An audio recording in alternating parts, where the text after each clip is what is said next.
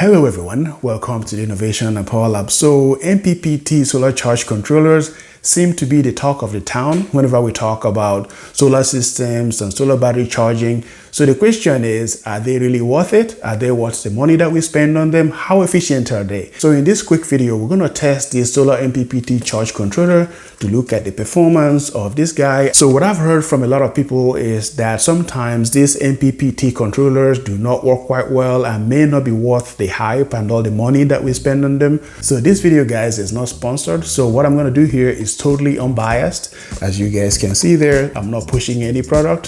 So let's go check it out. In this video, I'm going to be using my 800 watt solar panel array that I have in the backyard.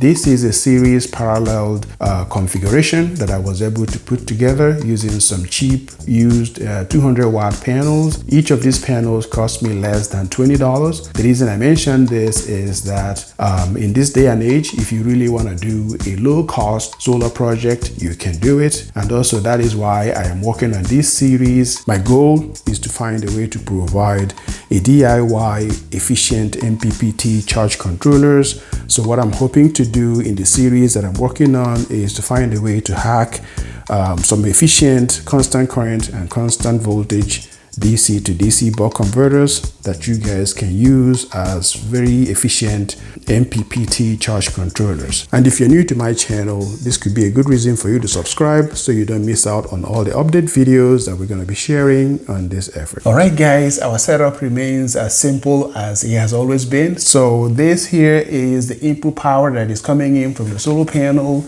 and I'm using the current clamp here to measure the input current coming in from the solar panel to our system. The first DMM here is measuring the solar panel voltage also coming into the setup. The fluke DMM here measures the battery voltage as we're charging the battery. The second current clamp here measures the charging current that is going into the battery system. And here is our MPPT charge controller, of course. And I added a digital power monitor at the output to kind of use it to compare what MPPT charge controller is measuring so we can know how accurate the system is. All right, my friends, so let's go take a closer look at the MPPT charge controller to see how it is performing. All right, so let's take a closer look at the performance of this MPPT solar charge controller by looking at the measurements we have here on our test setup. One thing I forgot to mention was that this charge controller is rated for battery systems of 12 volts and 24 volts, and we're using it to recharge our 24 volt lithium iron phosphate battery system, as you guys can see here. Looking at what we have here, we're seeing an input voltage of 56.6 volts coming in from the solar panel array, and we are seeing an input current of about 11 amps, which means that at this point we are pulling in close to 600 watts of constant power coming in from the solar panel into the MPPT charge controller. All right, so let's look at all the measurements that the MPPT charge controller is capturing, and we're going to compare each one with what we're measuring on our external devices that we have here. So the first thing we look at will be the solar panel voltage. So here we're seeing a PV of 50 volts. Let's see what we have here. We have exactly 50.1 volts. That's amazing. All right, let's look at the input current coming in from the solar panel. All right, so we have an input current of 10.3 amps coming in from the solar panel. If we look at our digital current clamp, we're seeing 10.7 amps. It's a little bit off, but we can account for some measurement errors between the digital current clamp and the MPPT charge controller. So next we look at the battery voltage. So right now the battery voltage is at 27.2 volts and we are measuring 26.78 volts. So what we are seeing is a few hundred millivolts off, and I will trust what I'm measuring on the Fluke because this is actually a calibrated device. So next we look at the charging current that is going to our battery system. So right now we're delivering 19.0 amps going to our battery system. We look at what we're seeing here. We're seeing 19.9 amps and we're measuring 18.8 amps here.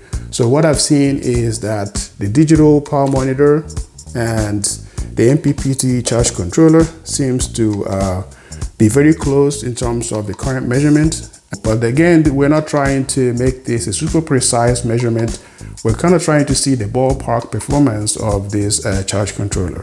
All right, so the last thing that we're going to look at here will be the accumulated energy that this MPPT charge controller has been able to accumulate on our lithium iron phosphate battery system. All right, as you can see at this point, we have accumulated 0.4 kilowatt hours, which is about 400 watt hours. So let's look at what we have on our power monitor. So as you can see here, we are seeing 375 or 376 watt hours. So I think this is approximated on our MPPT charge controller because it can only show us 1 decimal point and everything is measured in kilowatt hours. Yeah, so this is quite impressive. The MPPT charge controller is actually regulating that input voltage that is coming in, which is initially about 60 volts without any load. So it's regulating it at 50 volts, making sure it doesn't drop too much. That's the way it optimizes that IV curve, making sure that the power delivered to our battery system is at the optimum point. So overall, guys, this MPPT charge controller is performing really well. And if you do a quick math looking at the input power coming in from the solar panel and the delivered output power going to our battery system, what you will see is that this MPPT charge controller is performing at about, I would say about 99% efficiency, which means that we're only seeing a power loss of less than 1% of the total power that is coming in from the solar panel.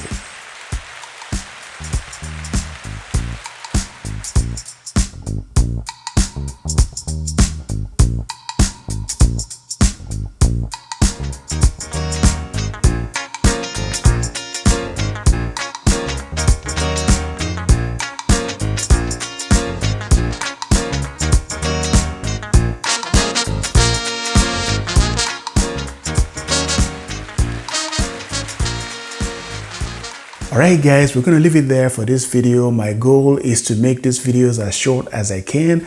And if you're somebody out there, you're wondering if it is going to be a good investment to spend some money on these MPPT solar charge controllers to optimize your project, my unbiased personal opinion is that yes, it is worth it because these solar charge controllers will be able to optimize the amount of power that you can receive or transfer from your solar panel to your battery system.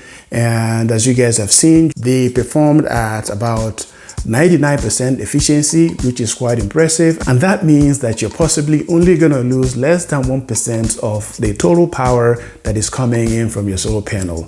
If you ask me, that is quite impressive. But on the other hand, the few negatives that I have, and this is my personal opinion about these charge controllers, is that first of all, they are very expensive and not all of us can afford them.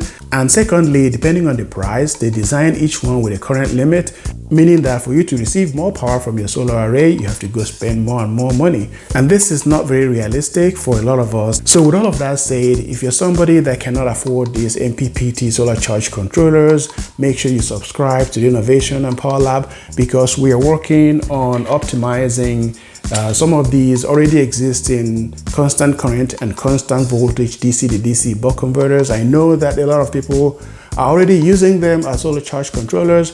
So given that these converters are already a little bit more affordable, so we're looking for a way to optimize them. All right, my friends, to see all of that, make sure you subscribe to the Innovation Lab and I will see you guys in the next video.